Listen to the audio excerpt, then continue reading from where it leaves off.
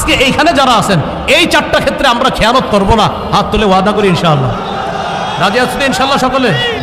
সর্বশেষ যিনি আমাদের প্রতিনিধি হবে তার গুণ হবে তিনি কোরআন সুন্নাহ অনুযায়ী বিচার করবে।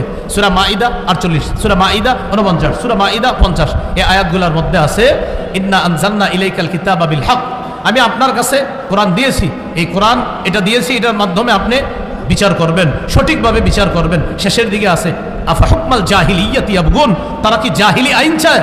আমান আহসানু মিনাল্লাহি হুকমাল, আল্লাহর চাইতে শ্রেষ্ঠ উত্তম বিচারক আর কে হতে পারে? সর্বশেষ যিনি আমাদের প্রতিনিধি হবে তার গুণ হবে তিনি কোরআন সুন্নাহ অনুযায়ী বিচার করবে। সূরা মাইদা 48, সূরা মাইদা 49, সূরা মাইদা 50 এই আয়াতগুলোর মধ্যে আছে ইন্না আনজালনা ইলাইকাল কিতাবা বিল হক, আমি আপনার কাছে কোরআন দিয়েছি, এই কোরআন এটা দিয়েছি, এটার মাধ্যমে আপনি বিচার করবেন, সঠিকভাবে বিচার করবেন। শেষের দিকে আছে আফা হুকমাল জাহিলিয়াতি ইয়াবগুন, তারা কি জাহিলি আইন চায়? আমান আহসানু মিনাল্লাহি হুকমাল, আল্লাহর চাইতে শ্রেষ্ঠ উত্তম বিচারক আর কে হতে পারে?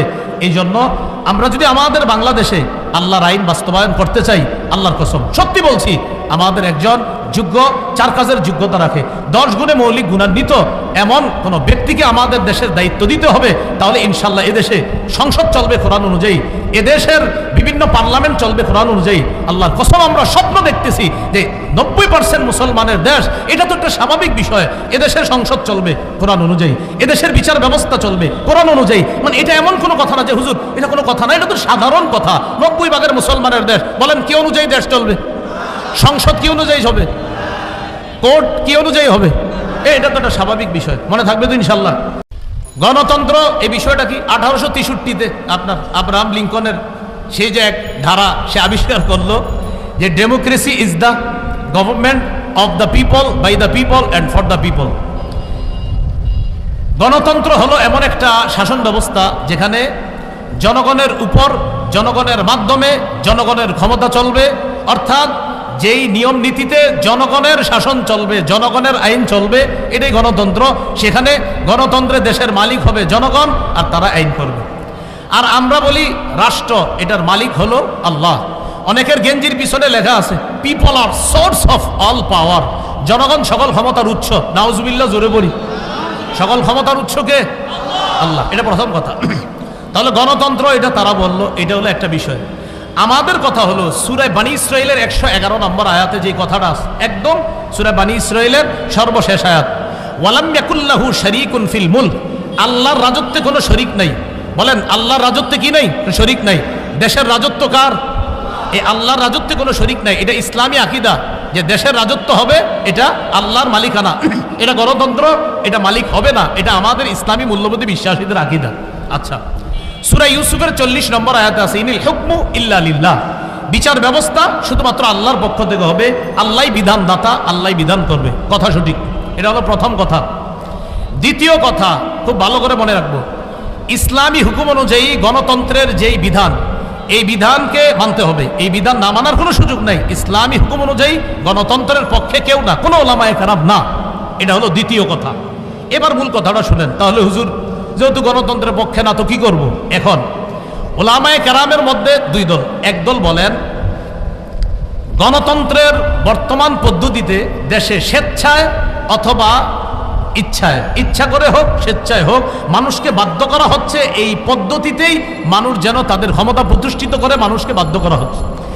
বাধ্য করার কারণে ওলামায়ে কেরাম আজিমত এবং রুখসতের মাসালার মধ্যে রুখসতটা গ্রহণ করে ওলামায়ে কেরাম চিন্তা করলেন যদি ওলামায়ে কেরাম দায়িত্ব না নেয় নাস্তিকদের হাতে দেশ চলে যাবে।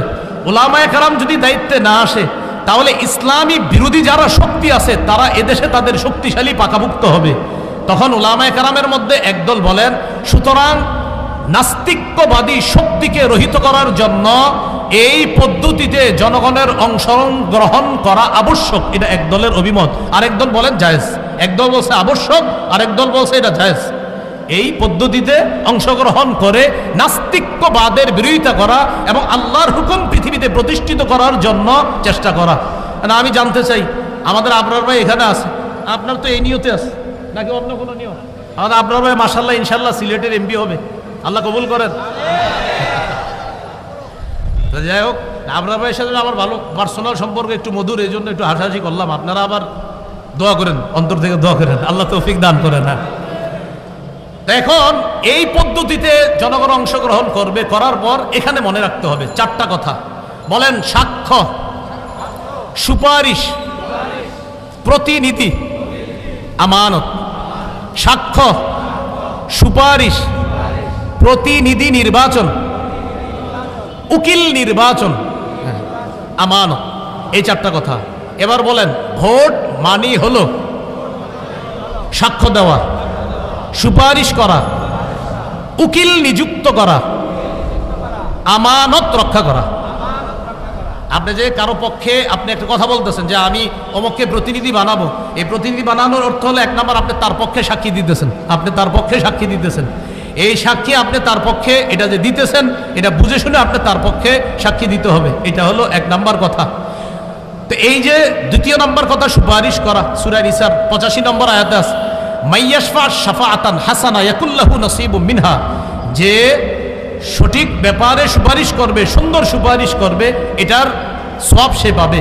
ওমাইয়াশফা শাফাআতান সাইয়্যিআ, আর যে ব্যক্তি খারাপ ব্যাপারে সুপারিশ করবে, ইয়াকুল্লাহু কিফলুম মিনহা, সে এটার গুনাহের অংশও পাবে। এবার বুঝেন, একজন আল্লাহওয়ালা ব্যক্তি আর একজন খারাপ ব্যক্তি, একজন তাকওয়াবান মানুষ, তাকেও চাইলে আমি নির্বাচন করতে পারি, আর একজন খারাপ মানুষ তাকেও নির্বাচন করতে পারি। এই আল্লাহওয়ালা মানুষকে আমি তার পক্ষে কথা বলা মানে হলো ভালো কাজের সুপারিশ করা, খারাপ মানুষের পক্ষে কথা বলা মানে খারাপ কাজে সুপারিশ করা। খারাপ কাজে যদি সুপারিশ করি কিয়ামতের ময়দানে আল্লাহর কাছে আমাকে দাঁড়াতে হবে। তাহলে এক নাম্বার সাক্ষ্য দেওয়া, আমি সাক্ষ্য দিচ্ছি। দুই নাম্বার আমি সুপারিশ করতেছি। তিন নাম্বার আমি উকিল নিযুক্ত করতেছি, প্রতিনিধি নিযুক্ত করতেছি আমার পক্ষ থেকে। আমরা যাকে দায়িত্বশীল বানাবো তিনি আমাদের পক্ষ থেকে ওকালতি করবে, আমাদের প্রতিনিধিত্ব করবে। চার নাম্বার আমানত, এটা একটা আমানত। প্রিয় ভাইয়েরা, এই আমানত যেন অপাত্রে না পড়ে। আর মুফতি শফি রহমতুল্লাহ আলাইহি লেখছেন তিনটা, সাক্ষ্য, সুপারিশ আর হলো প্রতিনিধিত্বের অথরিটি প্রদান করা। এই তিন ক্ষেত্রে মুসলমান বুঝে শুনে পা বাড়াতে হবে। আমি আপনি আগামীতে এই তিনটি বিষয় মাথা রাখবো যে আমি কিন্তু কারো পক্ষে হয়তো সাক্ষী দিতে হবে, আমি কারো পক্ষে সুপারিশ করতে হবে, আমি জনগণের জন্য কাউকে প্রতিনিধি নিযুক্ত করতে হবে। আল্লাহ, আমার সাক্ষ্যটা যেন অন্যায়ের পক্ষে না হয়, আমার সুপারিশ যেন অন্যায়ের পক্ষে না হয়, আমি যাকে প্রতিনিধি বানাবো তিনি যেন কোনো খারাপ মানুষ না হয়। প্রিয় ভাইয়ারা, এই তিনটা কথা আরও প্রত্যেকে 10 জনকে জানায় দিবেন যে আগামীতে তিনটা কথা মাথায় রাখবা। আমি যার পক্ষে সুপারিশ করব, আমি যার পক্ষে সুপারিশ করব যিনি ভালো মানুষ হয়, আমি যার পক্ষে সাক্ষ্য দিব তিনি যেন ভালো মানুষ হয়, আমি যাকে প্রতিনিধি বানাবো তিনি যেন ভালো মানুষ হয়। এই কথাটা পরিবারেও আলোচনা করবেন, সারা দেশে আলোচনা করবেন, আরও 10 জনকে জানায় দিবেন, শোনো তুমি কিন্তু সাক্ষ্য দিচ্ছ, এটা ভালোর পক্ষে দিতে হবে। শোনো তুমি সুপারিশ করতেছ, ভালোর পক্ষে সুপারিশ করতে হবে। শোনো তুমি কিন্তু প্রতিনিধি নির্বাচন করতেছ, এই গরিব মানুষগুলার একজন প্রতিনিধি বানাইতেছ, সাবধান, খারাপ মানুষকে যেন তুমি প্রতিনিধি না বানাও, ভালো মানুষকে তোমার প্রতিনিধি বানাতে হবে। তো মুফতি শফি রহমতুল্লাহ আলাইহি বলছেন তিনটা, আর তাফসীরের কিতাব ঘাটাঘাটি করলে পাবেন চারটা, সাক্ষ্য, সুপারিশ, উকিল নিযুক্ত করা আর হলো আমানত। এই চারটি বিষয় সামনের দিকে আমরা রেখে কোরআন সুন্নাহ অনুযায়ী ইনশাআল্লাহ আমাদের পাগুলা যেন সামনে বাড়াতে পারি, উলামায়ে কেরামের পরামর্শে যেন চলতে পারি। আল্লাহ তৌফিক দান করেন। আজকে এইখানে যারা আছেন এই চারটা ক্ষেত্রে আমরা খেয়ানত করব না, হাত তুলে ওয়াদা করি ইনশাআল্লাহ। রাজি আছেন ইনশাআল্লাহ সকলে? সর্বশেষ যিনি আমাদের প্রতিনিধি হবে তার গুণ হবে তিনি কোরআন সুন্নাহ অনুযায়ী বিচার করবে। সূরা মাঈদা 48, সূরা মাঈদা 49, সূরা মাঈদা 50, এই আয়াতগুলোর মধ্যে আছে ইন্না আনজালনা ইলাইকাল কিতাবা বিল হক, আমি আপনার কাছে কোরআন দিয়েছি, এই কোরআন এটা দিয়েছি, এটার মাধ্যমে আপনি বিচার করবেন, সঠিকভাবে বিচার করবেন।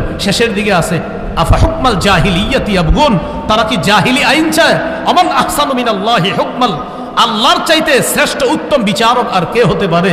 সর্বশেষ যিনি আমাদের প্রতিনিধি হবে তার গুণ হবে তিনি কোরআন সুন্নাহ অনুযায়ী বিচার করবে।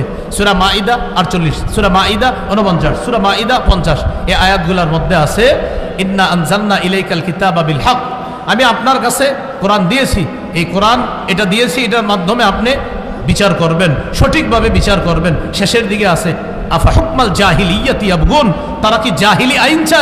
আমান আহসানু মিনাল্লাহি হুকমাল, আল্লাহর চাইতে শ্রেষ্ঠ উত্তম বিচারক আর কে হতে পারে?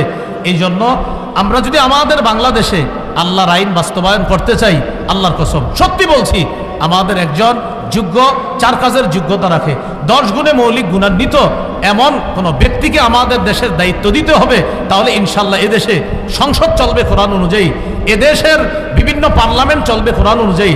আল্লাহর কসম আমরা স্বপ্ন দেখতেছি যে 90% মুসলমানের দেশ, এটা তো একটা স্বাভাবিক বিষয়, এদেশের সংসদ চলবে কোরআন অনুযায়ী, এদেশের বিচার ব্যবস্থা চলবে কোরআন অনুযায়ী। মানে এটা এমন কোনো কথা না যে হুজুর এটা কোনো কথা না, এটা তো সাধারণ কথা। 90% মুসলমানের দেশ, বলেন কি অনুযায়ী দেশ চলবে? সংসদ কি অনুযায়ী হবে? কোর্ট কি অনুযায়ী হবে? এটা তো একটা স্বাভাবিক বিষয়, মনে থাকবে তো ইনশাল্লাহ।